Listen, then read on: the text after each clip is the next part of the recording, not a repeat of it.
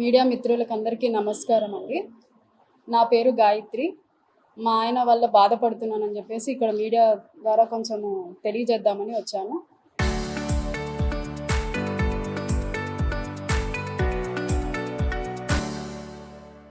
ఆయన పేరు వచ్చేసి రామకృష్ణయ్య. చాపాడులో హోంగార్డ్గా వర్క్ చేస్తున్నాడు ఆయన. వేరే ఆమెతోటి సహజీవనం చేస్తూ నన్ను నా పిల్లల్ని పట్టించుకోవడం లేదు.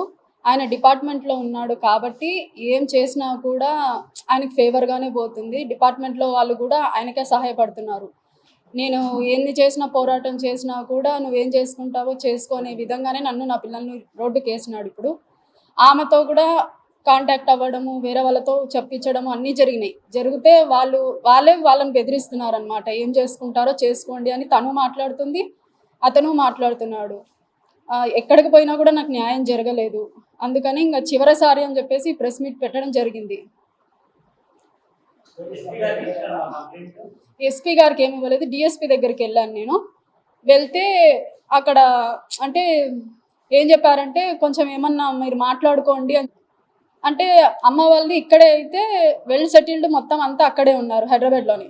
అక్కడ నుంచి నన్ను చేసుకున్నాడు అనమాట. అతనిది కడపే, మైదుకూరు దగ్గర బండివారిపల్లి అతనిది. వీళ్ళు ముగ్గురు అదే బ్రదర్స్ అనమాట. ఈయన మధ్యలో ఉండే అతను.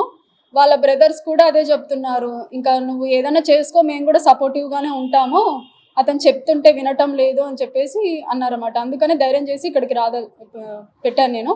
ఇంకొకటి, ఇక్కడ ప్రెస్ మీడియా ద్వారా ఎస్పీకి తెలిస్తే దాని తర్వాత నేను కేసు పెడదాము అని చెప్పేసి ఉన్నా. ఇంకొకటి ఏంటంటే, మొన్న రీసెంట్గా 10th రిజల్ట్స్ వచ్చిన తర్వాత బాబుకి మెరిట్ వచ్చింది, ఎస్పీ గారు అందించారనమాట. అప్పటికి నాకు పుట్టలేదు పిల్లలని మా ఆయన చెప్పాడు, నన్ను నా పిల్లల్ని గాలికి వదిలేశాడు. అలాంటోడు ఎస్పీ దగ్గరికి వెళ్ళి మెరిట్ తీసుకున్నాడు అనమాట. ఆ సార్ ఇచ్చిన అమౌంట్ 5,000 అమౌంట్ ప్లస్ అక్కడికి వెళ్ళి మెరిట్ తీసుకున్నాడు. ఏ విధంగా తీసుకున్నాడు అతను? నాకు పిల్లలే పుట్టలేదు అన్నవాడు ఎస్పీ దగ్గరికి వెళ్ళి ఆ మెరిట్ ఎలా తీసుకున్నాడు అది కూడా నేను ఎస్పీని అడుగుతున్నా. ఇప్పుడు ఆ ఫోటో కూడా నా దగ్గర ఉంది. అతను ఎక్కడైతే ఎస్పీ దగ్గరికి పోయేసి ఫోటో తీసుకొని నాకు పెట్టాడు, చూడు నేను తీసుకున్నాను అనేసి నాకు ఫోటో సెండ్ చేశాడు వాట్సాప్లో. అది కూడా నేను మెన్షన్ చేసి అడుగుతున్నాను, నీకు పిల్లలే వద్దని నువ్వు గాలికి వదిలేసినోడివి, ఆ 5,000 అమౌంట్ కూడా నువ్వు తెచ్చుకోవాల్సిన అవసరం అయితే లేదు కదా. సార్ కూడా ఇవ్వలేదు, అక్కడ పిల్లోడు కూడా లేడు. పిల్లోడు కూడా లేకుండా అతనికి ఎట్లా ఇస్తారు? అది ఆ మెరిట్ కూడా సార్ ఎందుకు ఇచ్చాడు ఆయనకి? నాకు ఎక్కడ పోయినా కూడా న్యాయం జరగలేదు. ఇంకా చివరిసారి అని చెప్పేసి ఇక్కడ మీడియాకి వచ్చినాను. నేను చెప్పేది అదే సార్, ఎస్పీకి కలిసినా మళ్ళీ డిఎస్పీ దగ్గరికి వెళ్తుంది అని చెప్పేసి అంటున్నారు అందరూ.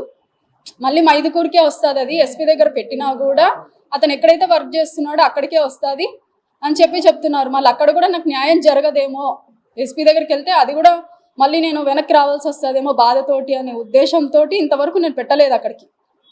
ఈ మీడియా ద్వారా ఎస్పీ దగ్గరికి పోతే నన్ను కాంటాక్ట్ అయ్యి నన్ను పిలిపిస్తారేమో, వివరంగా చెప్దాము అని చెప్పేసి. ఏకంగా పెళ్లి చేసుకుంటానని చెప్పేసి ఫైనల్ చేసినాడు. ఇప్పుడు ఆమెకు పెళ్ళయ్యి మొగుడున్నాడు, 3 పిల్లలు ఉన్నారు ఆమెకు. భర్త కూడా బతికే ఉన్నాడు ఆమెకు. ఆ భర్త తాగుబోతాడు, పట్టించుకోవట్లేదు. ఆమె ఎక్కడ ఉంటుంది అంటే ఒక చిన్న గుడిసెలో ఉంటుంది ఆమె. అలా కూడా తను ఏదన్నా ఉందిలే అనుకునేదానికి కూడా లేదు, తను కూడా ఒక గుడిసెలో ఉంది. ఆ గుడిసెలోనే ఇతను కూడా పోయి అక్కడే ఉండడము, అక్కడే జరగడం జరుగుతుంది. నేను అడిగితే నన్ను కొట్టడము అదే చెప్తున్నాడు, లేదంటే ఏదన్నా తీసుకొనిరా సంసారం చేస్తా నీతో అని మాట్లాడుతున్నాడు. నాకు పెళ్ళయ్యి 16 ఏళ్ళు అవుతుంది. 16 ఏళ్ళ నుంచి హోంగార్డ్ అని చెప్పేసి మా నాన్న వాళ్ళు ఇస్తూనే వస్తున్నారు. ఇప్పుడు కూడా నన్ను డబ్బులే అడుగుతున్నాడు, డిమాండ్ చేస్తున్నాడు, నువ్వు డబ్బులు తీసుకున్నా నేను సంసారం చేస్తా నీతోటి, ఆమెను వదిలేస్తా అని మాట్లాడుతున్నాడు. నేను డబ్బులు తెచ్చే పరిస్థితిలో నేను లేను. ఆయన దగ్గర పోయి అట్లా అని చెప్పేసి ఉండేదానికి నాకు లేదు.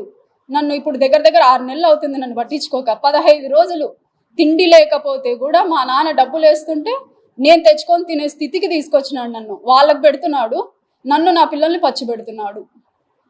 ఏమన్నంటే నేను హోంగార్డ్ని, నాకు డబ్బులు లేవని డిఎస్పీ దగ్గర చెప్తున్నాడు. డిఎస్పీ దగ్గరే చెప్పాడు ఆయన, ఆ మాటే చెప్పాడు, నాకు లేదు, నాకు సాకేయడానికి లేదు అని చెప్పేసి.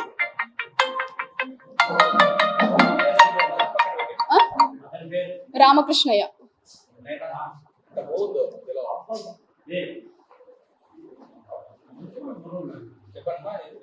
రామకృష్ణయ్య, గాయత్రి. ఆమె పేరు వచ్చేసి కళావతి, వాళ్ళ హస్బెండ్ పేరు వచ్చేసి సంజీవ్ రాయుడు. ఎవరైతే ఆయన సహజీవనం చేస్తున్నాడో ఆమె పేరు కళావతి. నా దగ్గర వాయిస్ రికార్డ్స్ కూడా ఉన్నాయి, వాళ్ళు ఏం మాట్లాడారు ఏంటనేది కూడా నాకు వాయిస్ రికార్డ్ కూడా ఉంది.